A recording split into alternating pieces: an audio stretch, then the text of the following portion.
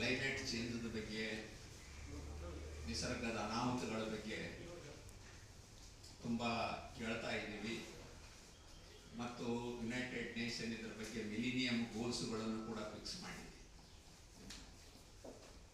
ನಾವು ರಾಷ್ಟ್ರೀಯ ಸ್ವಾಭಿಮಾನ ಆಂದೋಲನ ಮತ್ತು ಪರ್ಯಾವರಣ ಟ್ರಸ್ಟ್ ಇವೆರಡರ ಸಂಯುಕ್ತ ಆಶ್ರಯದಲ್ಲಿ ದಕ್ಷಿಣ ಭಾರತದಲ್ಲಿ ಮೊಟ್ಟ ಮೊದಲ ಬಾರಿಗೆ ನಾವು ತುಂಗಭದ್ರಾ ನದಿಯನ್ನು ಅತ್ಯಂತ ಕಲುಷಿತಗೊಳ್ಳುತ್ತಿರುವ ನದಿ ಎಂಬ ಕಾರಣದಿಂದಾಗಿ ಮೊಟ್ಟ ಮೊದಲನೇದಾಗಿ ಆ ನದಿಯನ್ನು ಆಯ್ಕೆ ಮಾಡಿಕೊಂಡು ಜಲಜಾಗೃತಿ ಮತ್ತು ಜನಜಾಗೃತಿ ಇವೆರಡರ ಉದ್ದೇಶಗಳನ್ನು ಇಟ್ಕೊಂಡು ಇದರ ಉಗಮ ಸ್ಥಾನವಾದಂಥ ಶೃಂಗೇರಿಯಿಂದ ಹಿಂದಗಡೆ ಇರತಕ್ಕಂಥ ಗಂಗಡಿಕಲ್ ಸಹ್ಯಾದ್ರಿ ಪರ್ವತದ ತಪ್ಪಲಿನಿಂದ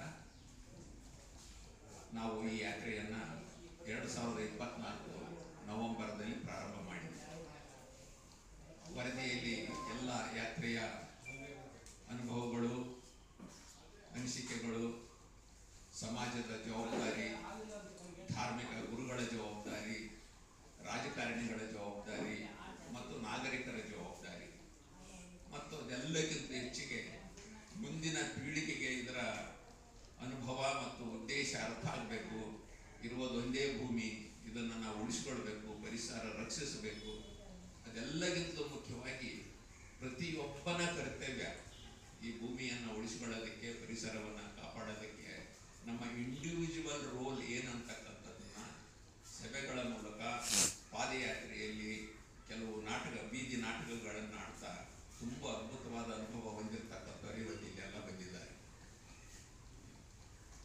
ಮಿತ್ರರೇ, ಒಂದು ಪ್ರಾರಂಭ ಶೃಂಗೇರಿಯಿಂದನೇ ಪ್ರಾರಂಭ ಆಗ್ತಕ್ಕಂಥ ಈ ನದಿ ಅಲ್ಲಿಂದನೇ ಮೊಟ್ಟ ಮೊದಲನೆಯ ಕಲುಷಿತಗೊಳ್ತಕ್ಕಂಥದ್ದು ಪ್ರಾರಂಭ ಆಗಿದೆ. ನಮ್ಮ ಅನುಭವ ತುಂಬ ಪ್ರೋತ್ಸಾಹದಾಯಕವಾಗಿದೆ, ಆಶಾದಾಯಕವಾಗಿದೆ. ಅದೆಲ್ಲದನ್ನು ಅನೇಕ ರೀತಿಗಳಲ್ಲಿ ನನ್ನ ಒಡನಾಡಿಗಳು, ಸಂಗಡಿಗರೆಲ್ಲ ಹೇಳ್ತಾರೆ ನಿಮಗೆ ಪತ್ರ ಇದರಲ್ಲಿ. ಹೀಗಾಗಿ ರಾಷ್ಟ್ರೀಯ ಸ್ವಾಭಿಮಾನ ಆಂದೋಲನ ಕೇವಲ ಕರ್ನಾಟಕದಲ್ಲೇ ನಾನು ಇಲ್ಲಿ ಕೇಂದ್ರವಾಗಿರೋದ್ರಿಂದ ಇಡೀ ದೇಶಾದ್ಯಂತ ಸುಮಾರು 13 ರಾಜ್ಯಗಳಲ್ಲಿ ನಾವು ಈ ಕೆಲಸವನ್ನು ಕೈಗೊಂಡಿದ್ದೀವಿ. 15,000ಕ್ಕೂ ಮಿಕ್ಕ ನದಿಗಳು ಒಟ್ಟು ನಮ್ಮ ಭಾರತ ದೇಶದ್ದು. ಇದರಲ್ಲಿ ಈಗಾಗಲೇ 4,800 ನದಿಗಳು 7 ಹೆಸರಿಲ್ಲದಂಗೆ ಏನೂ ಮಾಡೋಕ್ಕಾಗಲಾರದ ಸ್ಥಿತಿಯಲ್ಲಿ 4,800 ನದಿಗಳು ಮಾಯ ಆಗಿಬಿಟ್ಟಿದೆ. ಗಂಗಾ ನದಿಯ ದಡದಲ್ಲಿ ಬರ್ತಕ್ಕಂಥ ಬಕ್ಸರ್ ಎಂಬ ಪಟ್ಟಣದಲ್ಲಿ ಕೂಡ ಗಂಗೆ ಬೇಸಿಗೆಯಲ್ಲಿ ಹೋದಾಗ ಅಲ್ಲಿ ಬೋರ್ ಹಾಕ್ತಾರೆ ನೀರಲ್ಲಿ. ಅಲ್ಲಿ ಆ ಬೋರಿನ ನೀರನ್ನು ಕುಡಿದಂಥ 2,40,000 ಜನ ಇವತ್ತು ಕ್ಯಾನ್ಸರ್ಗೆ ತುತ್ತಾಗಿದ್ದಾರೆ. ನಾನು ಯಾಕೆ ಹೇಳ್ತಾ ಇದ್ದೀನಿ ಅಂದರೆ, ನಮ್ಮ ಗಂಗೆ ಮತ್ತು ತುಂಗೆ, ಗಂಗಾ ಸ್ನಾನಂ ತುಂಗಾ ಪಾನಂ ಅಂತಕ್ಕಂಥ ಪ್ರಸಿದ್ಧವಾದಂಥ ಇದು ಗಂಗೆಯ ಸ್ಥಿತಿಯು ಹಾಗೆ ಇದೆ, ತುಂಗೆಯ ಸ್ಥಿತಿಯು ಹಾಗೆ ಇದೆ. ಹೀಗಾಗಿ ತುಂಬ ಭಯಾನಕವಾದಂಥ ಚಿತ್ರಣ ಇದೆ. ಯಾರಿಗೂ ಕೈಗಾರಿಕೆಗಳವರಿಗೆ ತಮ್ಮ ಜವಾಬ್ದಾರಿಯನ್ನು ನಮ್ಗೆ ಗೊತ್ತಿಲ್ಲದೆ ತ್ಯಾಜ್ಯಗಳನ್ನು ಬಿಡ್ತಾ ಇದ್ದಾರೆ. ನಗರಸಭೆಗಳು, ಪುರಸಭೆಗಳು, ಪಂಚಾಯಿತಿಗಳು ತಮ್ಮ ಜವಾಬ್ದಾರಿಯನ್ನು ಅರ್ಥ ಮಾಡಿಕೊಳ್ಳದೆ ನದಿಗೆ, ಶಿವಮೊಗ್ಗದಂಥ ಅನುಭವ ನೀವು ಕೇಳಬೇಕು, ಭಯಾನಕವಾದಂಥ ಅನುಭವ.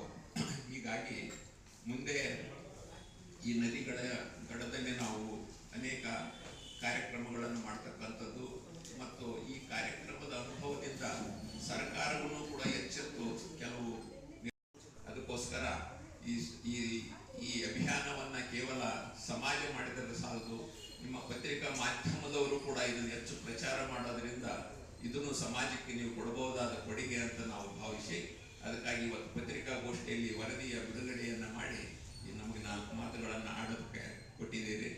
ಹಾಗೆಯೇ ಇದಕ್ಕೆ ಸಂಬಂಧಪಟ್ಟ ಹಾಗೆ ವಿವರಗಳನ್ನು, ಟೆಕ್ನಿಕಲ್ ವಿವರಗಳು ಇರ್ಬೋದು ಮತ್ತು ಪಾದಯಾತ್ರೆಯ ಅನುಭವಗಳನ್ನು ನಮ್ಮ ಶ್ರೀಪತಿಗಳು ಮುಖ್ಯವಾಗಿ ವಿಜ್ಞಾನಿಗಳಾಗಿರೋದ್ರಿಂದ ವೈಜ್ಞಾನಿಕ ದೃಷ್ಟಿಕೋನದಿಂದ ಇವತ್ತು ತುಂಗಭದ್ರಾ ನದಿಯ ಸ್ಥಿತಿಗತಿಯನ್ನು